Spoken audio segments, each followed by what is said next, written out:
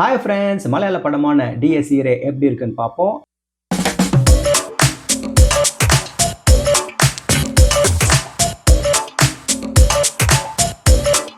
இதுல பிரணவ் மோகன்லால் தான் மெயின் லீடா நடிச்சிருக்காரு. பிரம்மயுகம், பூதகாலம் மற்றும் ரெட் ரெயின் படங்களை டைரக்ட் பண்ண ராகுல் சதாசிவன் தான் இந்த தரமான ஹாரர் படத்தை எடுத்திருக்காரு. சரி, முதல்ல டிஎஸ்இரேன்னு அர்த்தம் என்னன்னு கூகுள் பண்ணா இது கடைசி தீர்ப்பை விவரிக்கிற ஒரு லத்தீன் போயம்னு தெரிய வருது. இதோட கனெக்ஷனை புரிஞ்சுக்கிறதுக்கு முதல்ல கதை என்னன்னு தெரிஞ்சுப்போம். இதோட கதையில ஒரு பெரிய பிசினஸ் மேனுக்கு மகனா இருக்க ரோஹனுக்கு ஸ்டெடி ரிலேஷன்ஷிப்ல எல்லாம் நம்பிக்கை இல்லை. அவன் கிளாஸ்மேட் கனி ஒரு சமயம் அவங்க ரிலேஷன்ஷிப்பை அடுத்த கட்டத்துக்கு எடுத்துட்டு போலான்னு சொன்ன உடனே அப்படியே கைட்டி விட்டுட்டான். அவளும் சைலண்ட் ஆகிட்டா. அப்புறம் ஒரு நாள் கனி தற்கொலை பண்ணிக்கிட்டான்னு கேள்விப்பட்டு கனி வீட்டுக்கு துக்கம் விசாரிக்க போறான். அவன் அப்படி போயிட்டு வந்ததுல இருந்து ரோஹன் வீட்டுல அமானுஷமான சில விஷயங்கள் நடக்குது. ரோஹன் அடுத்து என்ன பண்றான்? கனியோட சூசைடுக்கு இவன் தான் காரணமா இல்ல வேற ஏதாவதா? கனி இறந்த அப்புறம் அவ பிரதர் கிரண் ஏன் ஒரு மாதிரியா நடக்க ஆரம்பிக்கிறான்? கனியோட பக்கத்து வீட்டுல இருக்க எல்சம்மா யாரு? கனிக்கும் அவளுக்கும் என்ன சம்பந்தம்னு பல விஷயங்களை சொல்ல வர்றதுதான் இந்த டிஎஸ்இரே. இந்த டிஎஸ்இரே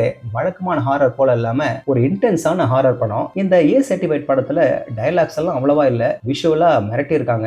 பேக்ரவுண்ட் மியூசிக்கும் டென்ஷன் இன்னும் ஏத்துது. உங்களுக்கு மலையாளம் தெரியணும்னு அவசியம் இல்ல, ஈஸியா புரியும், உணரவும் முடியும். அந்த அளவுக்கு சீனுங்களை செதுக்கி இருக்காங்க. பிரணவ் மோகன்லாலும் கதைக்கு ஏத்த மாதிரி மெச்சூர்டா நடிச்சிருக்காரு. இந்த சீரியஸான டோனுக்கு சரியா பொருந்திருக்காரு. படம் வழக்கமான நெரேட்டிவை ஃபாலோ பண்ணாதனால அடுத்து என்ன நடக்க போகுதுன்னு கெஸ் பண்ண முடியாதபடி இருக்கு. இன்டர்வல் பிளாக் செம்ம. நாம ரெண்டு விதமா நினைச்சிட்டு இருப்போம். அமானுஷமா வந்தது ஒண்ணு அந்த பொண்ணு, இல்ல அப்ப அட்மிட் ஆன பையன்னு. ஆனா பிரணவ் வேற ஒண்ணுன்னு சொல்லும் போது ஷாக்கிங்கா இருக்கும். இதுக்கு அடுத்து வர இன்வெஸ்டிகேஷன் பார்ட்டும் சுவாரஸ்யமா இருக்கு. கிளைமேக்ஸ் முன்ன வர பயங்கரமும் அதுக்கு அடுத்து யாருக்கு என்ன நடக்க போதோன்னு நம்மள ஒரு எட்ஜ்ல விட்டுறாங்க. கடைசியில நமக்கு நிறைய கேள்விங்க இருக்கும். கொஞ்சம் தெளிவா சொல்லிருக்கலாம். உங்களுக்கு வேணா அது யாருன்னு கெஸ் பண்ண முடியும். அந்த முறையில பார்த்தா இது அடுத்த பாகத்துக்கான லீடா கூட இருக்கலாம். என்ன பொறுத்தவரை சில இடங்கள்ல சரிக்கு இருந்தாலும் இது டீசென்ட்டான ஹாரர் படம். உங்க வாட்ச் லிஸ்ட்ல கண்டிப்பா சேர்த்துக்கலாம். இப்போ இதை நம்ம ஊர் தியேட்டருங்கள்ல இங்கிலீஷ் சப்டைட்டிலோட பார்க்கலாம். ஆனா இதுல சில அடல்ட் பிளஸ் கோரி எலிமெண்ட்ஸ் இருக்கிறதால அடல்ட்ஸ் ஒன்லி தான் பார்த்துக்கங்க. ஓகே ஃப்ரெண்ட்ஸ், இதே போல இன்னொரு சுவாரஸ்யமான